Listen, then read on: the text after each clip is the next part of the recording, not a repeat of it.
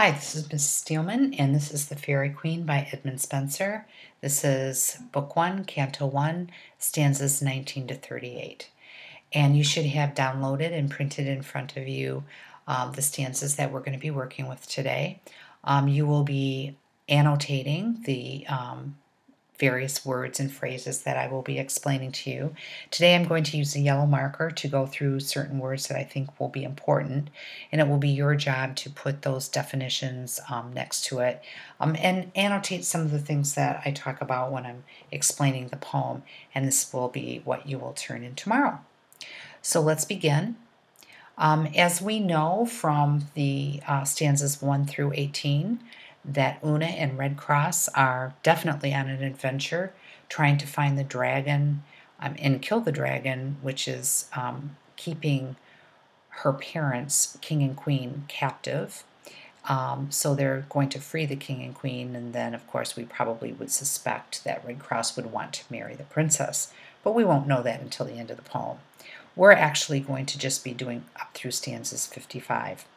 So as Una and Red Cross are on their adventure, they are caught in a huge rainstorm and are forced into a woody area in order to find shelter. And at that point, they find the Cave of Errors, where they find a monster who's half monster, half woman in the cave, and she's nursing her 1,000 little monster babies. So she's actually quite evil and horrible and representative of the Catholic Church. And so Red Cross is trying to fight her. He's been able to glance her with one of his blows from his sword, but nothing really happens to her. And so this is the point that we are right now. His lady, sad to see his sore constraint, cried out, Now, sir, show what ye be, add faith into your force, and be not faint. Be not weak is what she really means. Strangle her, else she sure will strangle thee. That when he heard in great perplexity, his gall did grate for grief. And grief in this case does not mean sadness, it means anger. And knitting all his force, got one hand free, wherewith he gripped her gorge, and that would be her throat. With so great pain that soon to loose her wicked bands did her constrain. So he's making a little bit of headway here. At least we hope he is. Therewith she spewed out of her filthy maw. Maw is her mouth.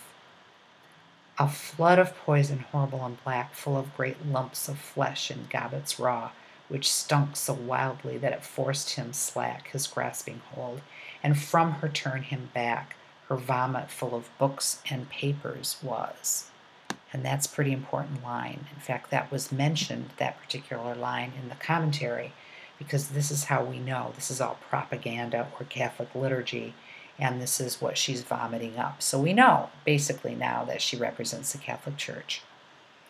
With loathly frogs and toads, which eyes did lack, and creeping sought way in the weedy grass, her filthy parbrake all the place defiled has, and parbrake is vomit, sad to say, but it's true. As when old Father Nihilus, and this is a mythological character, or possibly Nihilus the Elder from the Catholic Church, gins to swell with timely pride above the Egyptian veil, his fatty waves do fertile slime out well, and overflow each plain and lowly dale. But when his later spring gins to avail, huge heaps of mud he leaves, wherein there breed 10,000 kinds of creatures, partly male and partly female of his fruitful seed. Such ugly monstrous shapes elsewhere may no man read. Now, one thing I want to mention is that this is the first epic simile, and this whole stanza that I just read is the beginning. You'll notice where it says, as when, and that's a clue that this whole stanza is a comparison between old Father Nihilus and the Egyptian veil and this next stanza. So this next stanza is the second half of the epic simile. The same so sore annoyed has the knight that well nigh choked with the deadly stink. His forces fail, nay, he no longer fight, whose courage when the fiend perceived to shrink, She poured forth out of her hellish sink her fruitful cursed spawn of serpents small, deformed monsters foul and black as ink, which swarming all about his legs did crawl, and him encumbered sore, but could not hurt at all. So the word well nigh is something that will show up again. That means soon. And this hellish sink is really talking about stink. So the monsters, all the little baby monsters, are crawling all over his legs, and so that's pretty gross. And anyway, he's trying to get away, but it's tough. As gentle shepherd in sweet eventide, when ruddy Phoebus begins to welcome the west, so this is the sun beginning to sink, high on a hill, his flock to view and wide, marks which do bite their hasty supper best, a cloud of cumbrous gnats do him molest, all striving to infix their feeble stings, that from their annoyance he nowhere can rest, but with his clownish hands their tender wings he brusheth off, and oft doth mar their murmurings. So we have another epic simile here. The first part is as gentle shepherd, and in this part we're comparing a shepherd who looks out when the sun is setting and looks at his flock to see them eating their supper and trying to see what they're going to eat and when they're going to eat it. Now he's comparing that situation to how he feels when there's this cloud of gnats that are just surrounding him and they're stinging him. So he's watching this happen. So it's a comparison between a shepherd who watches his flock with him watching the gnats. And he can't get away from them either. Thus ill bestead and fearful more of shame than of the certain peril he stood in, half furious unto his foe he came, resolved in mind all sudden to win, or soon to lose before he once would lin, and stroke at her with more than manly force, that from her body full of filthy sin he raft her hateful head without remorse. A stream of coal-black blood forth gushed from her course. So now we know, thus ill bestead.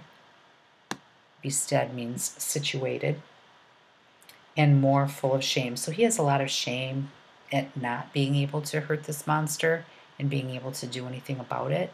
So now he's resolved. He's resolved in his mind that he's going to do it.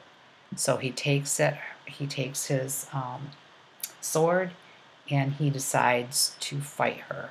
And raft means to cut off. So he cuts off her head.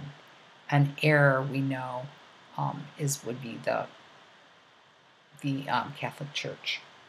Her scattered brood, soon as their parent dear, they saw so rudely falling to the ground, groaning full deadly, all with troublesome fear. So now her kids are, all her 1,000 little monster babies are pretty upset. Gathered themselves about her body round, weaning their wonted entrance to have found at her wide mouth.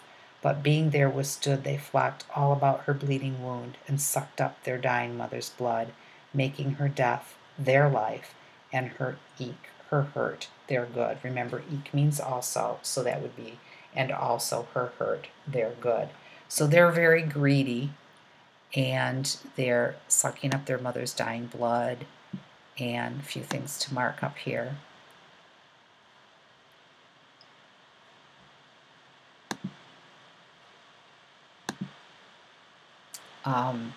They gathered themselves around her. I'm sorry about this.